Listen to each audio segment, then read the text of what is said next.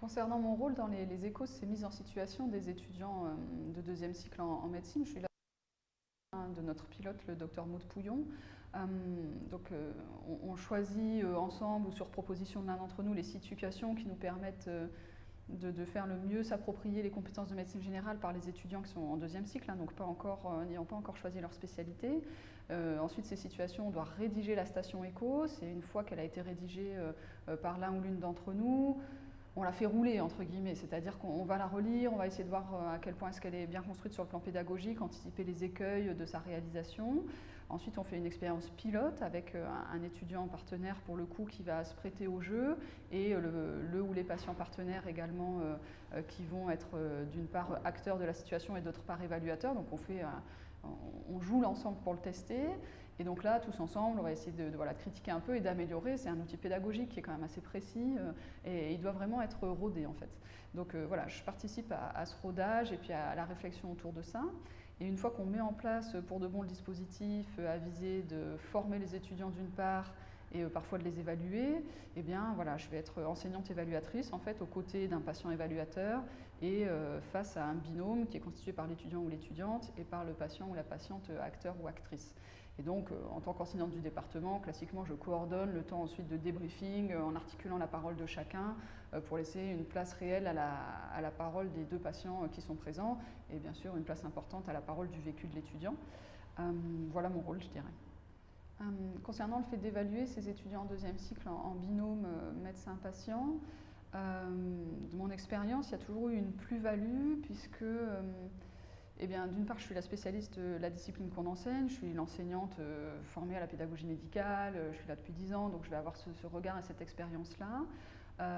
Et puis, le patient co-évaluateur va vraiment avoir la plus-value de pouvoir rendre, s'il avait été dans cette situation, mais avec du recul du coup de l'évaluateur, en termes de communication, en termes de langage, tout ce qui va permettre aussi de réfléchir autour de la compréhension, de la littératie du patient, le vécu de ce qui peut être pris. Ça va être vraiment un complément.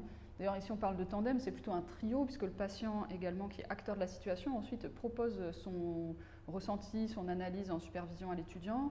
Et donc c'est vraiment un trio de patients ayant vécu la situation, parfois dans sa difficulté ou au contraire dans sa bienveillance, patients ayant eu un regard plus extérieur, et puis l'enseignant de médecine générale.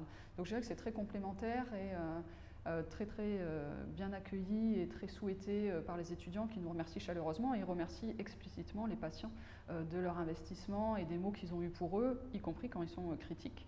Ils sont très preneurs. Donc les étudiants en deuxième cycle qui se prêtent à ce type de situation le font très volontiers. Ils apprécient ces situations de médecine générale en partie aussi parce qu'on leur fait ce qu'on appelle un débriefing, c'est-à-dire derrière une supervision, une analyse critique de ce qu'ils ont fait pendant une quinzaine de minutes, ce qui est long. Et donc, ils perçoivent très positivement ce temps donné, ce temps investi par l'équipe et spécifiquement par des patients.